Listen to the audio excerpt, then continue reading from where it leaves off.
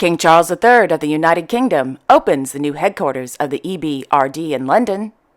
King Abdullah II and Queen Rania of Jordan host a family iftar in Amman. King Philippe and Queen Mathilde of the Belgians begin their 4-day state visit to South Africa. And Queen Margrethe II of Denmark is confirmed to appear on the balcony next month in Copenhagen. All this and much more coming up next on your Royal Daily News.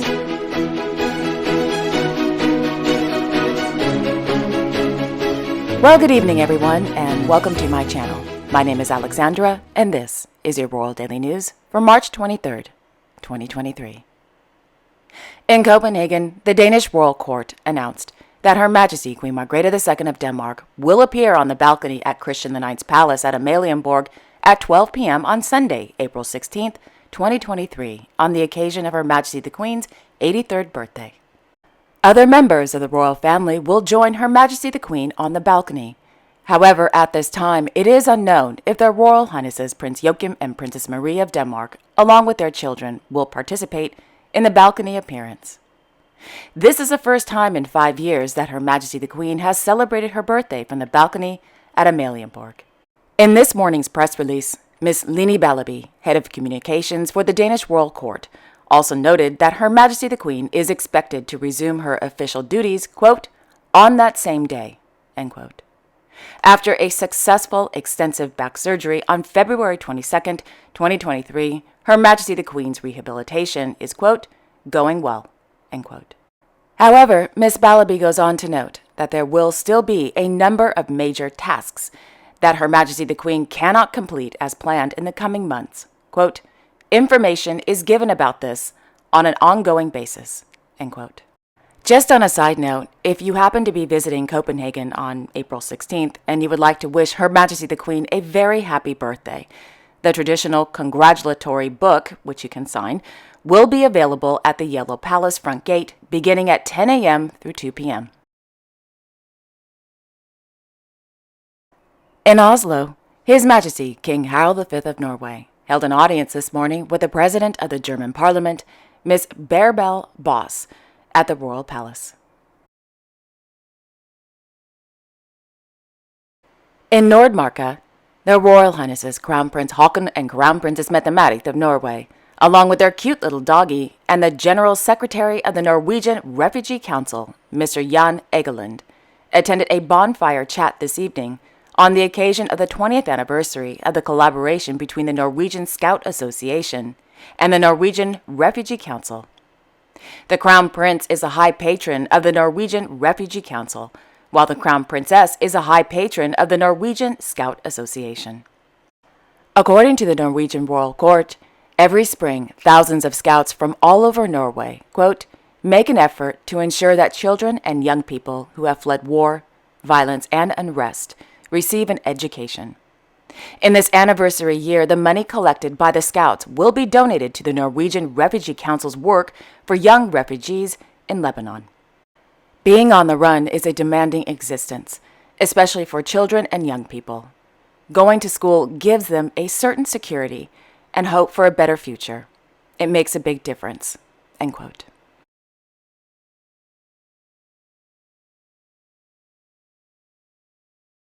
In Port Hercule, His Serene Highness Prince Albert II of Monaco gave a speech during the 4th edition of the Ocean Innovators Platform held at the Yacht Club de Monaco on Wednesday. The Ocean Innovators Platform is dedicated to cutting-edge technologies and inventive solutions aimed at conserving the world's oceans, seas, and marine resources.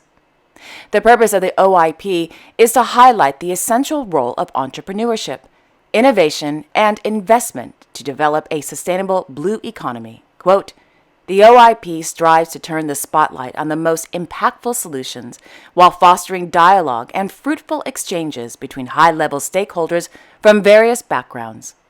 It features inspirational fireside chats and keynote speeches, stimulating panel discussions, and B2B networking opportunities.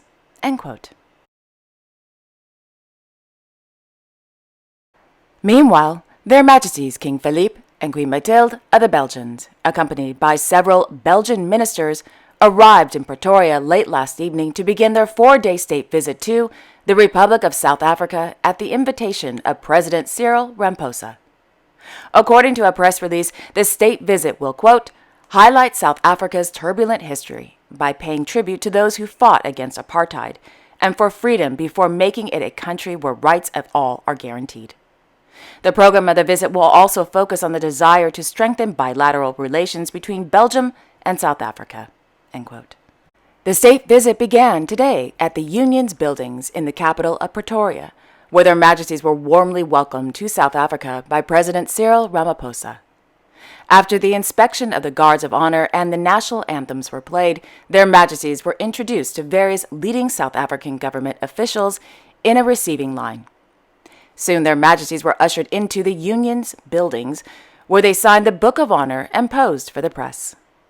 In the late morning, their majesties and the president, along with several Belgian and South African ministers, held a meeting to, quote, discuss bilateral ties between our two countries and other topics of mutual interest, end quote. In the afternoon, their majesties visited the Freedom Park Heritage Site and Museum. According to a press release, the Freedom Park Heritage Site and Museum, quote, celebrates South Africa's heritage. Freedom Park is a cultural institution, housing a museum and a memorial dedicated to chronicling and honoring the many who have contributed to South Africa's liberation. The museum aims to preserve and narrate the story of the African continent, and specifically South Africa, from the dawn of humanity through pre-colonial, colonial, and apartheid history and heritage to the post-apartheid nation of today, end quote. During their visit, His Majesty the King placed a wreath at the foot of the Peace Monument, which honors those who lost their lives in the struggle for freedom. Thereafter, His Majesty the King and President Ramaphosa participated in the Belgian-South African Business Forum. Soon, His Majesty was off to visit the Council for Scientific and Industrial Research Center. Meanwhile, Her Majesty the Queen visited the University of Pretoria, where she met with academics and entrepreneurs. During her visit, discussions focused on the, quote, role universities can play in promoting social entrepreneurship as a change vector, end quote. In the evening, a gala dinner was held in honor of Their Majesty's state visit to South Africa, hosted by the President.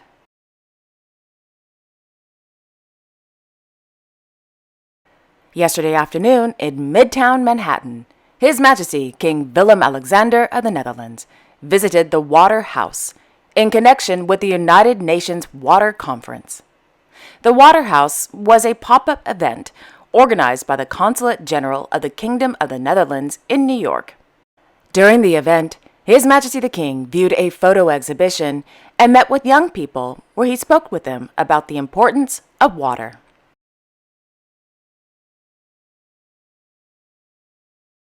In Amman, Their Majesties King Abdullah II and Queen Rania of Jordan hosted a family iftar this evening for members of the Jordanian royal family held at Al Husseiniya Palace. For those of you who may not know what an iftar is, well, it's the breaking of the fast and is, quote, one of the most significant points in the day during the holy month of Ramadan, the 9th month in the Islamic calendar. Iftar is a main meal of the fasting day, which occurs at sunset every day of Ramadan, end quote.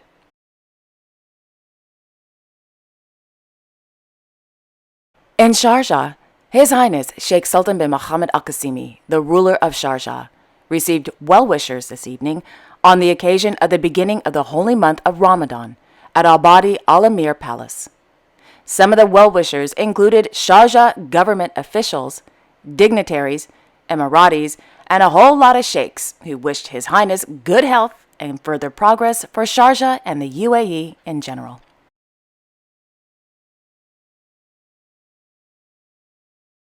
In London, His Majesty King Charles III of the United Kingdom received letters of credence from newly appointed ambassadors to the United Kingdom at Buckingham Palace. The newly appointed ambassadors are from the Republic of Turkey and the Hellenic Republic.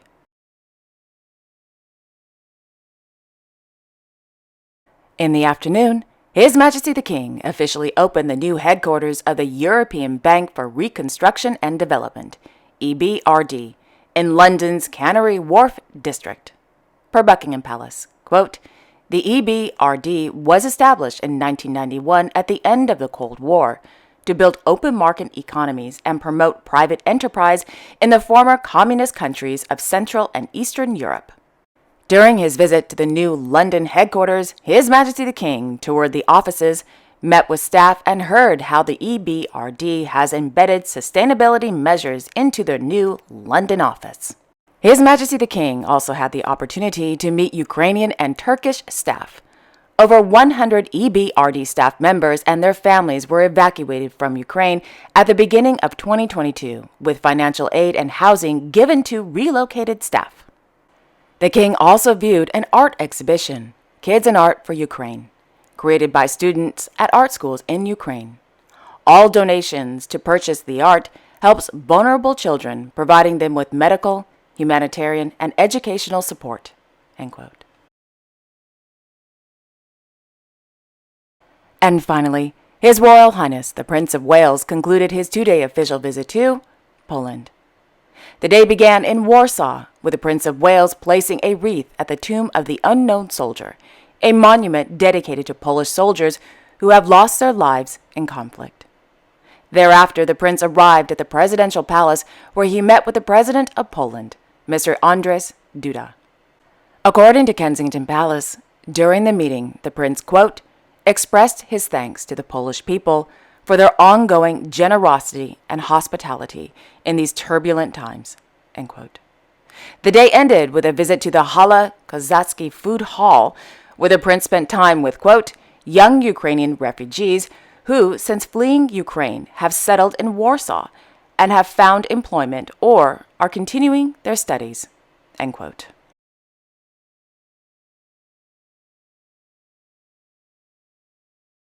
And there you have it. Thank you all so much for watching. I really appreciate it. I will be back tomorrow on Friday, March 24th, with all the latest royal news. Until then, I wish you all a wonderful evening and a great day tomorrow. And also, for those of you who are observing, or celebrating, I should say, I wish you and your family Ramadan Mubarak. Okay, take care, everyone. I will see you all tomorrow. Bye-bye.